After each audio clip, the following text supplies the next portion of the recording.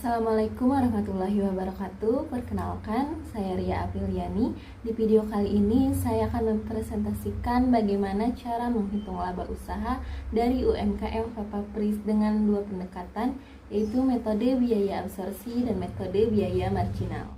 Sebelum masuk ke perhitungan, apa sih UMKM Fapafris? Nah, Fapafris adalah UMKM yang bergerak di bidang kuliner yang menjual kentang goreng ala Belgia, yaitu kentang dengan potongan tebal yang secara tradisional digoreng dua kali agar bagian luarnya renyah dan bagian dalamnya lembut. Nah, Fapafris menjual kentang goreng dengan 3 ukuran, yaitu ada reguler, medium, dan grande, lengkap dengan berbagai saus. Selanjutnya ada metode biaya absorpsi dan metode biaya marginal. Metode biaya absorpsi adalah metode di mana semua biaya baik langsung maupun tidak langsung dimasukkan ke dalam biaya produk. Artinya, selain bahan baku dan tenaga kerja, biaya seperti sewa tempat dan keamanan juga dihitung ke dalam harga pokok produk. Sementara itu, metode kedua adalah marginal, yaitu metode yang hanya memperhitungkan biaya variabel, yaitu biaya yang berubah sesuai volume produksi. Contohnya adalah bahan baku, listrik, air, dan kemasan.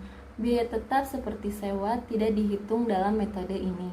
Lanjut ke komponen biaya dari UMKM Fapafris. Nah, untuk menghitung laba usaha kita harus mengetahui dulu komponen biayanya.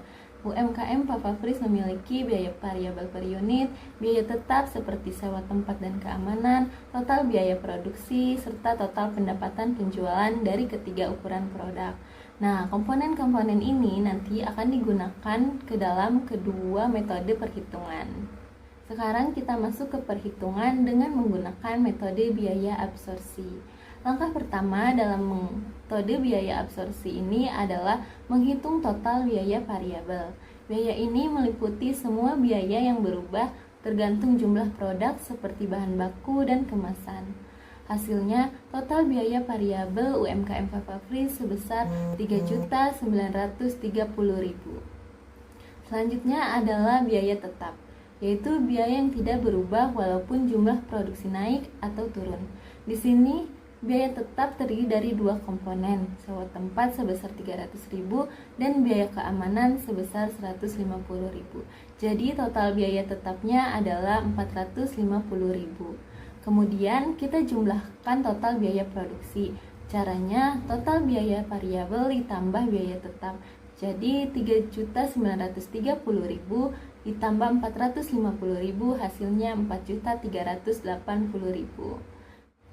Selanjutnya, cara menghitung laba usaha. Langkahnya cukup sederhana, kita tinggal kurangkan total biaya produksi dan pendapatan penjualan. Nah, pendapatan penjualan dari UMKM Fapafris dari semua ukuran produk, dari reguler, medium, dan grande adalah sebesar 7.425.000. Sementara itu, total biaya produksi yang sudah kita hitung sebelumnya adalah 4.380.000 yang terdiri dari biaya variabel dan biaya tetap. Maka laba usaha menurut metode biaya absorpsi adalah 7.425.000 dikurangi 4.380.000 sama dengan 3.045.000. Artinya, laba bersih yang diperoleh Fapafris selama periode tersebut berdasarkan pendekatan biaya absorpsi adalah sebesar 3.045.000. Lalu kita lanjut ke perhitungan metode yang kedua, yaitu perhitungan menggunakan metode biaya marginal. Nah, pertama, biaya yang kita hitung hanyalah biaya variabel, yaitu sebesar 3.930.000. Kedua, biaya tetap seperti sewa dan keamanan tidak dimasukkan. Yang ketiga, pendapatan penjualan tetap sama, yaitu 7.425.000.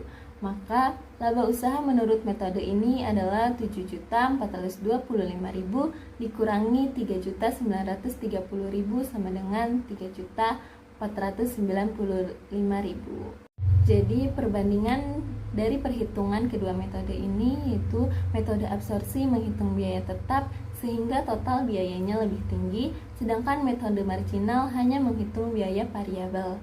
Akibatnya, laba metode marginal terlihat lebih tinggi. Ini menunjukkan bagaimana metode akuntansi bisa mempengaruhi tampilan laba usaha. Nah, kesimpulannya, kedua metode ini punya kegunaan yang berbeda. Metode biaya absorpsi cocok untuk pelaporan resmi karena menghitung semua biaya produksi. Sedangkan metode marginal lebih fleksibel dan berguna untuk analisis internal dan pengambilan keputusan. UMKM seperti Fava Fris bisa memilih metode sesuai kebutuhan atau bahkan mengkombinasikan keduanya dalam analisis keuangan mereka.